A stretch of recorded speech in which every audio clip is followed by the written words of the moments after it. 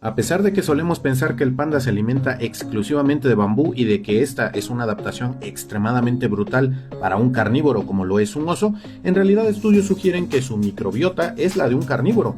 Eso quiere decir que las bacterias, arqueas y hongos que presenta en el sistema digestivo no son muy distintos a los que tiene, por ejemplo, un tigre. Y un poco más allá, hay estudios que nos indican cómo se comporta el panda en términos nutricionales y nos dice que el porcentaje de macronutrientes, es decir, proteínas, grasas y carbohidratos, es prácticamente idéntico al resto de carnívoros. Así pues, el salto evolutivo de los pandas de ser carnívoros a herbívoros no es tan abrupto como solíamos pensar.